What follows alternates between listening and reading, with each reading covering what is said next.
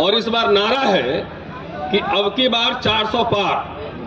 तो ये कॉन्फिडेंस कहीं और से नहीं, ईवीएम के अंदर से ही आ रहा है। क्या साथियों, मैं बहुत संविधान के दायरे में और बहुत व्यवहारिक बात आपके सामने रखने जा रहा हूं। देखिए, बाबा साहब ने जब संविधान बनाया था तो उसके पहला लाइन जो है ना, जय गणेश जी और अल्लाह अकबर नहीं रखा था, और रखा था वी द पीपल, हम भारत के लोग।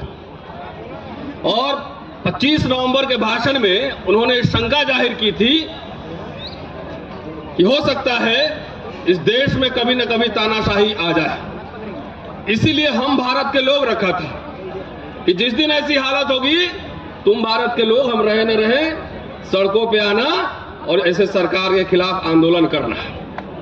इसी को लोहिया साहब ने आगे बढ़ाया था कि जब सड़कें सुनसान हो जाएंगी तो संसद आवारा हो जाएगा। दोस्तों, थोड़ा सा क्रोनोलॉजी में आपको समझाना चाहता हूं, और यह समझना चाहिए कि ईवीएम की लीला क्या है। इसको मैं लीला कह रहा हूं। अगर आप सोशल मीडिया पर जाके देखें तो एक ही तरह के लोग, जिसको मैं कहता हूं जो पहले बूथ लूटते थे, वही अब ईवीएम लूट रहे हैं, वही ईवीएम की चोरी कर रहे हैं, वही लोग हैं। ये वही पुराने जनसंघी है। पुराने जमाने में जब मैं बचपन में था तो मैं सुनता था और देखता था कि जब गरीब, मजदूर, दलित, आदिवासी, पिछड़े वोट देने जाते थे तो वहां के बाहुबली और जमींदार लोग कहते थे कि तुम लोग घर रहो, जाओ काम करो, तुम्हारा वोट हम डाल देंगे।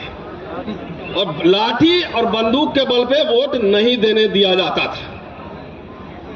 जब वोट की चेतना बढ़ी, जब हमने देखा कि अपने दिहाड़ी छोड़ करके भी लोग बूथ पर जा रहे हैं, उसी समय से ईवीएम की लीला जारी है।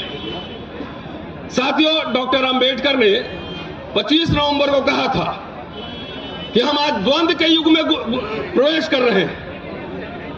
राजनीतिक समानता तो होगी, एक वोट एक व्यक्ति, टाटा का भी एक वोट, अडवाणी जी का भी एक वोट, अडानी जी का भी एक वोट, और हमारा भी एक वोट। लेकिन सामाजिक और आर्थिक गैर बराबरी होगी। लेकिन आज वो एक वोट हम जो देते हैं, उसकी भी डकैती हो रही है। मैं ईवीएम को कहता हूं कि दुनिया का, अगर भारत दुनिया की सबसे बड़ी लोकशाही है, तो ईवीएम जो है दुनिया की सबसे बड़ी डकैती है, सबसे बड़ी डकैती है।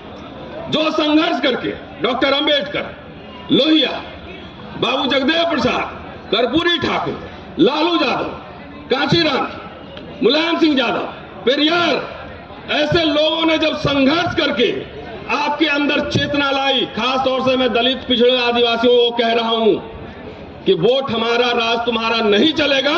और ये परिवर्तन जब होने लगा, तभी से ईवीएम की लीला शुरू हुई है। ये समझिए बात, एक क्रोनोलॉजी में समझा रहा हूं कि जब हमारे लोग वोट देने के लिए जागरूक हुए, तब से आपकी वोट की डकैती शुरू हो गई।